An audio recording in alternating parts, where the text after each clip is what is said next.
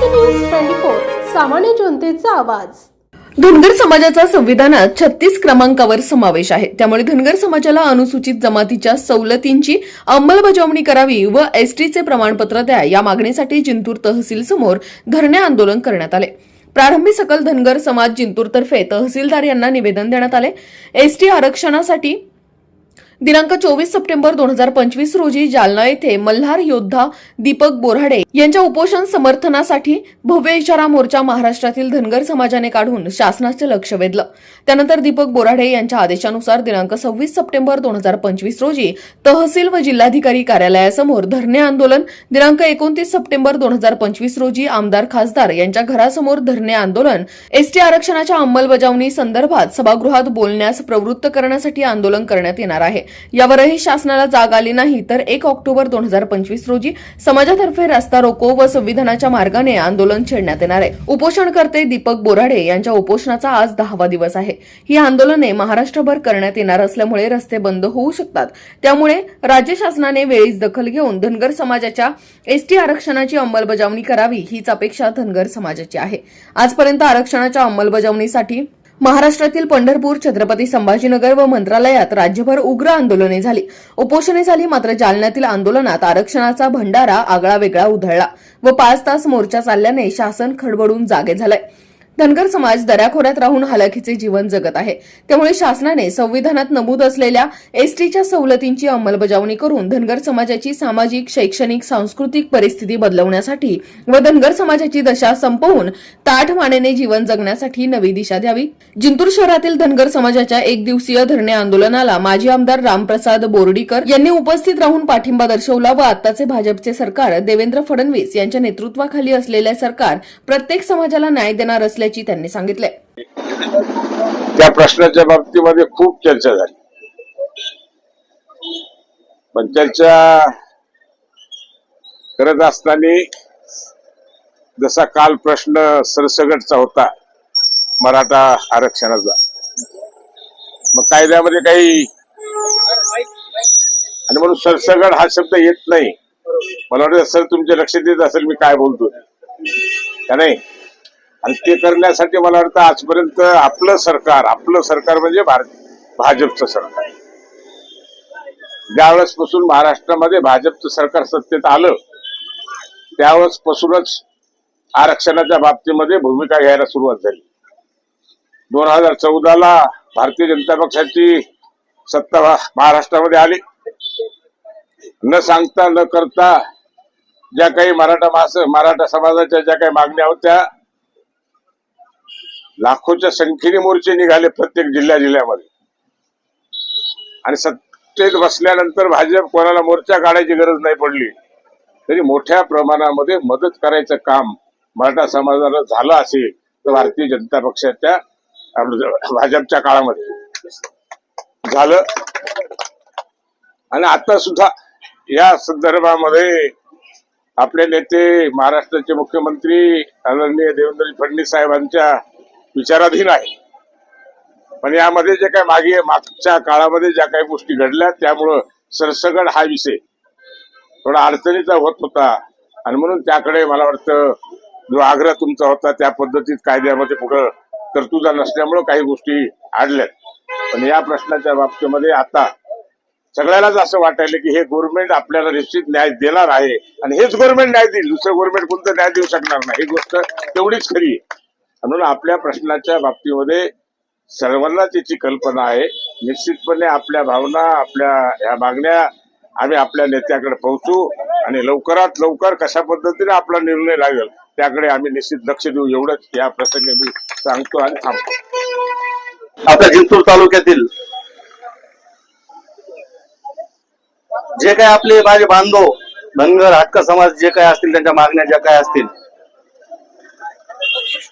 मागण्या काय त्या सर्वांनाच माहित आहेत। कारण याच्यात आपण आतापर्यंत सगळे प्रत्येक जण आपण आपल्या जातीसाठीच लढत आलो। तुमची मागणी रास्त आहे, तुमची मागणी चुकीची असं कोणीच म्हणणार नाही।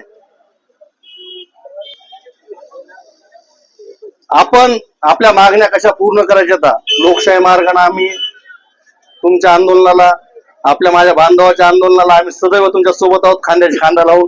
मी माननीय आपल्या मंत्री त्यांच्या भाजपतर्फे आपल्याला इथे शब्द देतो. जय हिंद, जय महाराष्ट्र. आमचे जे काही उपोषणाला बसलेले आहेत मल्हार योद्धे, दीपक बोराडे, आज त्यांच्या उपोषणाचा 10वा दिवस आहे. आम्ही 24 तारखेला जालन्यावरती लाखोच्या संख्येनं मोर्चा घेऊन गेलो होतो, परंतु हे झोपलेलं सरकार आहे. त्या झोपलेल्या सरकारला आतापर्यंत जाग आलेली नाही. त्यामुळं त्या सरकारला जागा करण्यासाठी दीपक भाऊ जो काही आदेश देत आहेत त्या आदेशाचं पालन आमचा सर्व समाज बांधव करत आहे. त्यांनी आम्हाला सांगितलं होतं की प्रत्येक तहसील समोर, प्रत्येक जिल्हाधिकार्यालय समोर धरणे आंदोलन धरायचं आहे.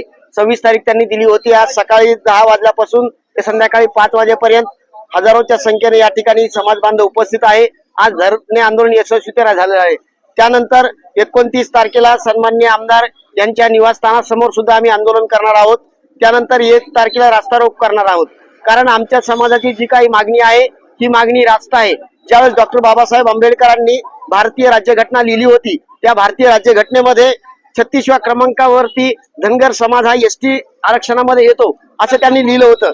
परंतु आतापर्यंत 70-75 वर्ष होऊन गेले तरी पण आमचा समाज झोपड्यावरती, तांड्यावरती, खेड्यापाड्यावरती राहणार आहे. हा अन्यायापासून दूर राहिलेला आहे. अतिशय असा अत्याचार आमच्या समाजावरती झालेला आहे. म्हणून देवाभावांना आमची विनंती आहे की आपण जेव्हा 2014ला विरोधी पक्ष नेते होते आणि आपण जेव्हा बारामतीच्या आंदोलनामध्ये गेला होता तेव्हा आपण सांगितलं होतं की आम्ही आमचं सरकार आल्याच्या नंतर पहिल्या कॅबिनेटमध्ये तुम्हाला धनगरांना एसटी मध्ये आरक्षण देऊ. परंतु देवाभाऊंना माझा एक असा प्रश्न आहे की देवाभाऊ आतापर्यंत 100 कॅबिनेट वरून जास्त 1000 कॅबिनेट झाले असतील, परंतु धनगराचा ध सुद्धा तुम्ही कोणत्या कॅबिनेट मध्ये काढला नाही. त्यामुळं आम्हाला अशी आशा आहे की आता आमचा समाज सर्व एक झालेला आहे. दीपक भाऊ जो काय आदेश देतील त्या आदेशाचं पालन करून उद्या रस्त्यावर उतरायचं असेल, कोणत्या मंत्र्याचा ताफा अडवायचा असेल, काय करायचं असेल, दीपक भाऊंनी आम्हाला आदेश द्यावा. कारण हे आरक्षणाची मागणी आमची रास्त आहे. दुसऱ्या समाजासारखं ओरबाडून वगैरे आम्हाला आरक्षण नको. कारण भारतीय राज्यघटनेमध्ये 36 क्रमांकाला दिलेलं आहे. फक्त कळकळीची विनंती आहे की ह्या आरक्षणाच्या मागणीची अंमलबजावणी आपण ताबडतोब करावी आणि गोरगरिबावर जो काही अन्याय झालेला आमच्या समाजावर तो अन्याय दूर करावा, एवढीच कळकळीची विनंती आहे. शासनाला खरबडून जाग आली नाही तर मात्र मोठ्या प्रमाणामध्ये 1 ऑक्टोबर 2025ला महाराष्ट्र राज्यामध्ये रस्ता रोकोच्या कार्यक्रमाचं आंदोलन होणार आहे. आणि या आंदोलनामध्ये सर्व महाराष्ट्रातील जसं जालन्याला झालं त्याप्रमाणे प्रत्येक तालुक्यामध्ये, प्रत्येक गावामध्ये, संपूर्ण महाराष्ट्रात हे नियोजन केलेलं आहे. आणि संपूर्ण महाराष्ट्रात नियोजन केल्यामुळं, रस्ता रोको झाल्यामुळं त्या ठिकाणी प्रशासनाला अनेक अडचणी निर्माण होऊ शकतात.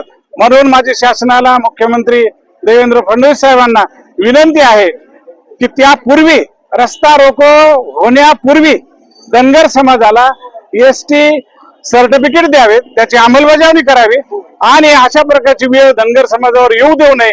कारण अद्यापर्यंत झालेलं जे आहे ती धनगर समाजाने प्रामुख्याने नोंद घेतलेली आहे आणि म्हणून त्याचाच उद्रेक जालन्यामध्ये झालेला आहे. जालन्याची प्रतिक्रिया पाहिल्यानंतर महाराष्ट्र शासनाने सुद्धा नोंद घेतलेली आहे, परंतु अद्यापर्यंत त्याची अंमलबजावणी झालेली नाही.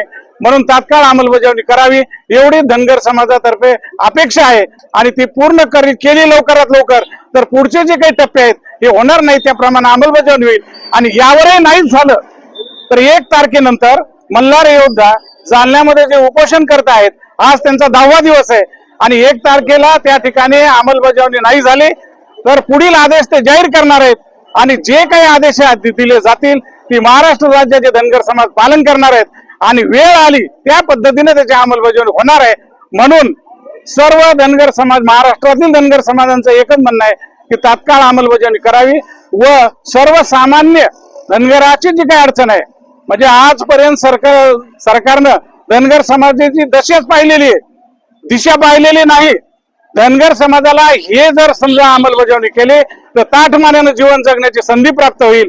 आर्थिक असेल, सामाजिक असेल, राजकीय असेल, सांस्कृतिक असेल, या सर्व क्षेत्रामध्ये धनगर समाजाच्या युवकांना, समाजाला त्याचा फायदा होऊ शकेल. आणि त्याप्रमाणे जर फायदा झाला तर निश्चित समाजाला यश प्राप्त झाल्यानंतर सांस्कृतिक प्रमाणात सुद्धा पुढाकार होऊ शकतो. मला एकच सांगायचंय की सर्वसाधारण उदाहरण सांगतो. 2 बैल समजा शेतकऱ्याचे, एका बैलाला आपण पेंड चारली आणि दुसऱ्या बैलाला पेंड चारलीच नाही. ज्या बैलाला पेंड चारली ते नीट आवताना चलतच नाही. सगळे माझे शेतकरी बांधव इथे आहेत. ते किमान शिंगाने तरी त्या बैलाला हाणते. आजपर्यंत आम्हाला बऱ्याच राजकीय पैशाने शिंगाने हाणले, पण याला पेन न देता सुद्धा असं तयार झालेलं आहे की आता हे कधी उडी मारू शकतंय आणि त्या मोठ्या बैलाला सुद्धा स्पर्धेमध्ये येऊ शकतंय. आणि म्हणून या इशाऱ्याप्रमाणे धनगर समाजाला अनुसूचित जमातीच्या सवलती तात्काळ लागू कराव्यात एवढीच अपेक्षा ही महाराष्ट्रातील धनगरांची आहे आणि ती पूर्ण करावी एवढीच विनंती महाराष्ट्राच्या मुख्यमंत्र्यांना सर्व समाजाच्या वतीने करतो. जय हिंद, जय महाराष्ट्र.